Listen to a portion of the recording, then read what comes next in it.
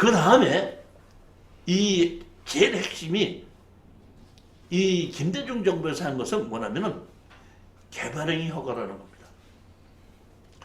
우리가 지적법에 의해서 지목이 전부 다 28가지가 있습니다.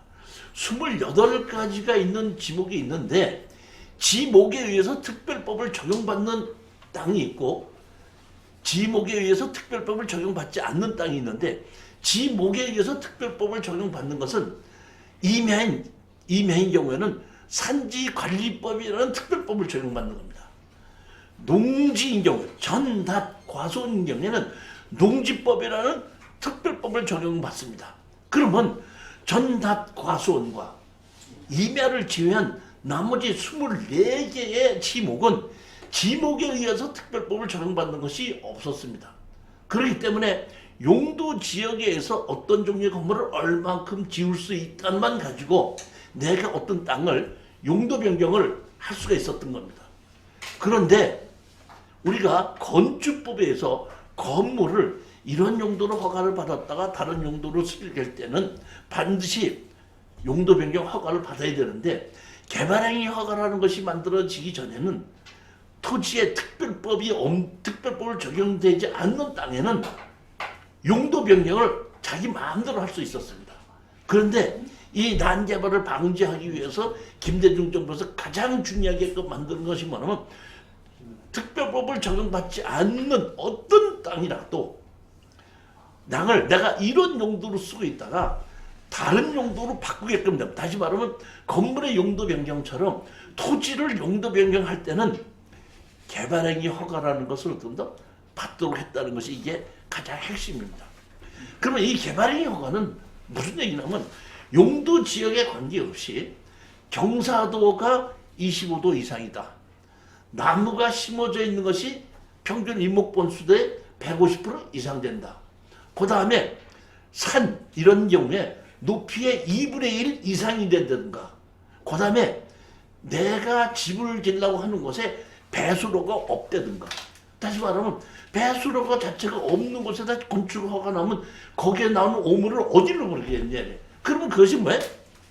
그것이 문제가 생기다 보니까 배수로가 있는지 없는지를 확인해보고 그 다음에 진입도로가 있는지 없는지를 확인해서 5가지의 조건이라는 것이 개발행위 허가에 들어가게끔 되는데 이 개발행위 허가는 여러분이 아시다시피 개발한다 이렇게 생각하지 마시고 토지를 내가 현재 이런 목적으로 사용하고 있는데 다른 목적으로 용도 변경하려고 했을 때에 개발행위 허가를 받는 것이다. 이렇게 생각하시면 됩니다. 그런데 이 개발행위 허가가 모든 땅에 다 적용되는 건 아닙니다. 28개의 지목 중에서 이미 대지로 돼 있다는 얘기는 예전에 개발행위 허가를 받았다는 뜻이죠.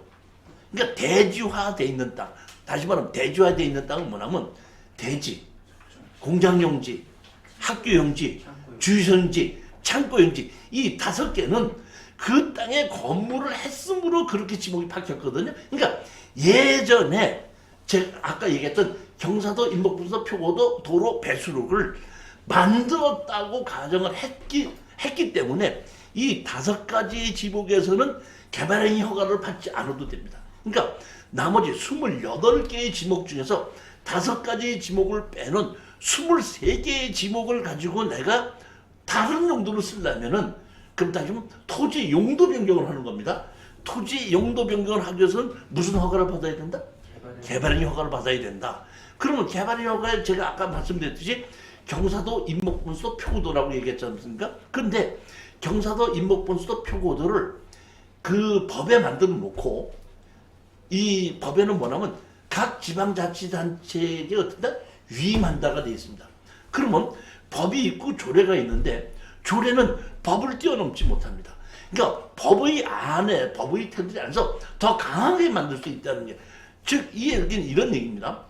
경사도가 25도 이상인 경우에는 용도 변경은 토지의 용도 변경 자체를 안 해주겠다는 얘기예요. 다른 용도로 쓰지 못한다 이런 얘기거든요.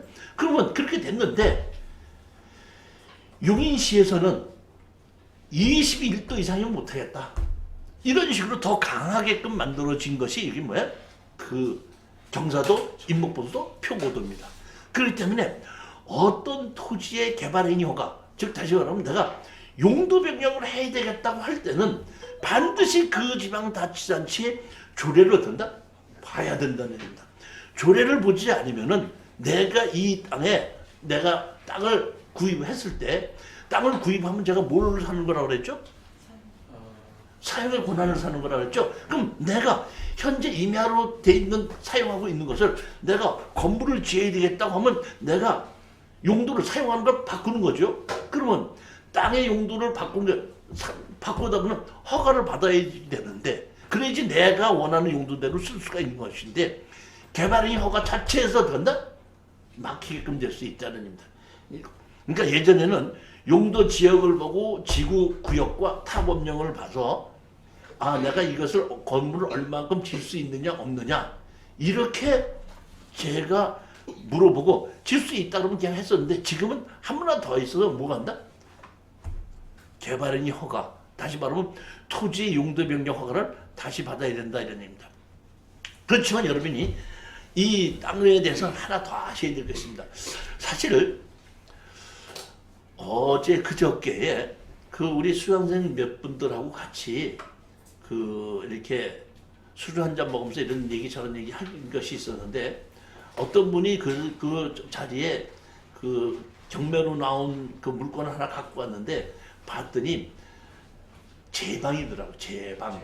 제방. 이 저한테 이 제방은 건축허가 납니까? 이렇게 물어보시더라고요. 그래서 저는 얘기했죠. 건축허가 나는 것은 지목과는 관계없다. 용도 지역에 의해서 결정이 난다. 그러면 이 건축허가 용도 지역에 의해서 결정난다면 제가 이걸 들고 저기 뭐 건축가 가서 물어보면 되겠네 이렇게 물어보시더라고요.